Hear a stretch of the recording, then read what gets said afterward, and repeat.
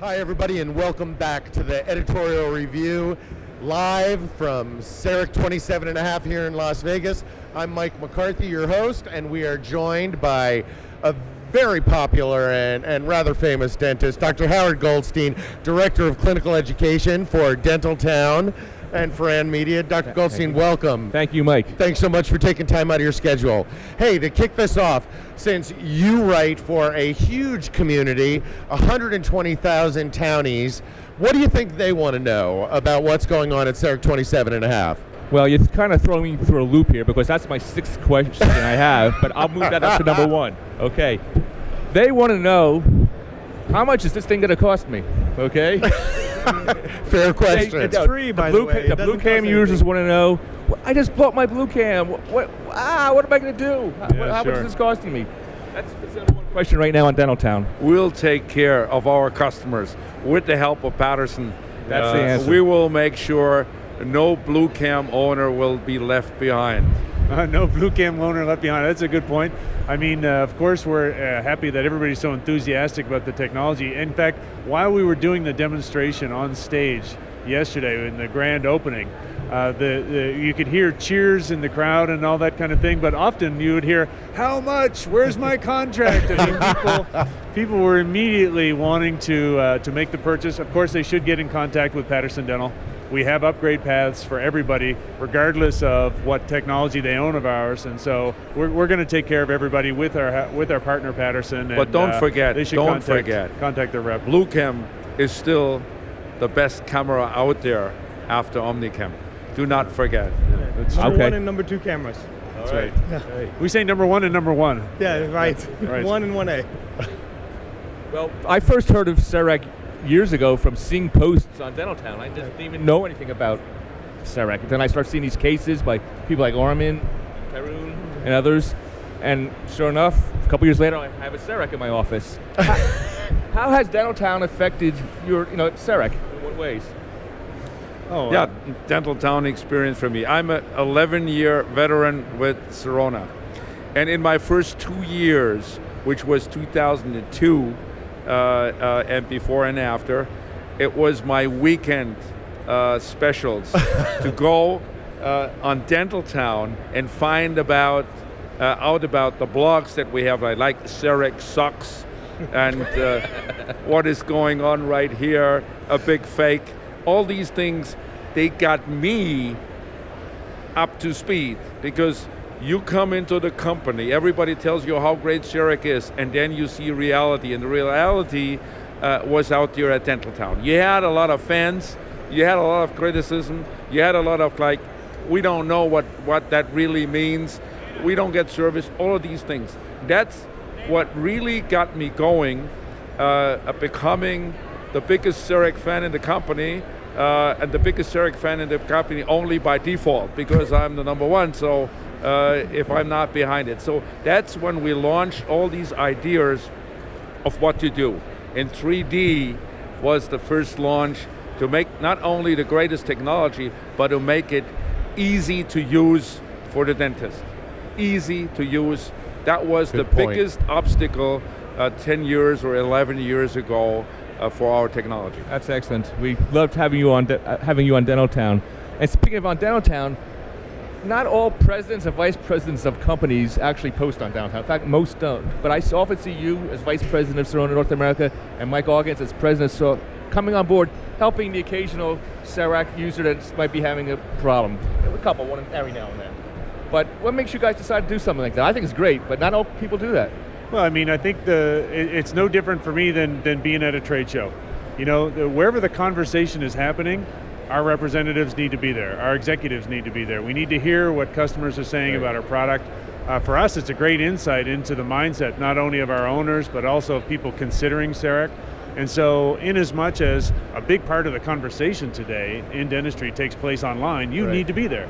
Right. And so we've kind of grown up with that culture, and and we appreciate everything that Dentaltown has done to bring dentists together. I mean, what a phenomenal technology in and of itself, what a phenomenal resource. Again, dentists practice on their own. They live in their own world.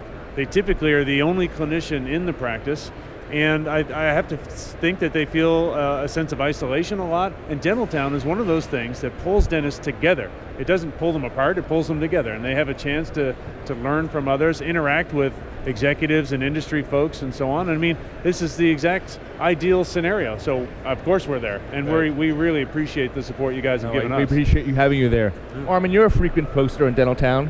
What is this site? What is it called? The Dentaltown? Yeah, and occasionally a post of yours doesn't get deleted, but for the ones that stay, what's your thoughts? Why do you post over great cases and I've been a big fan of Dentaltown for a good 10 years. I spent a lot of time there, and with what Mr. Fischer mentioned about how it was in the beginning, and very early on, I remember posting some Cerec cases that were not so pretty, not so nice, and I got a lot of criticism back. I mean, just outright bashing. But it was awesome because it was a motivating factor for me to improve and constantly excel at my work. So the next case got nicer, the next case got nicer. Then I'm doing anteriors. So if anything, it was a great motivator for me to prove to other clinicians that you can do great fitting, great looking restorations with a Cerec machine. And that was about a 3 or 4 year process to turn the scene on Dentaltown from being negative about Cerec onto people getting into Cerec like you. People like Tarun returning a Cerec and then buying it again to get back into the game. So it was a very nice process to see. So in about 3 years' time, we saw a lot of great clinicians contribute to it, and the perception of Cerec completely changed from being a negative one to a positive one, and very happy about that. Cool. Tarun, I have a question for you. Yes. How will the OmniCam change the way we do implants? Well, Will it change the way we do implants? It will, and I'll give us a couple of specific examples. But first, let me say Dentaltown's been very important in my career, both professionally and personally, as a practicing dentist and as a speaker and educator. And it's always been what Armin's talking about, where you post your stuff and that criticism that you get. I want it because it makes me better. And I want the manufacturers to interact and be there because it makes me feel that they're going to service and support me, and it makes it a lot easier for me to be comfortable with that decision. So it's been fantastic. And so the OmniCam, how does it change implant dentistry? Well, number one, to me it's about, first and foremost, the integration. That integration between cone beam and Cerec data that only Sirona can provide. That we can visualize not only the hard tissue with the x-ray, but now so far we've been able to visualize the hard tissue of yellow teeth with Cerec BlueCam. Now, with OmniCam, what we're going to visualize is the tooth, the gingiva in gingival color, and if we want, the palate.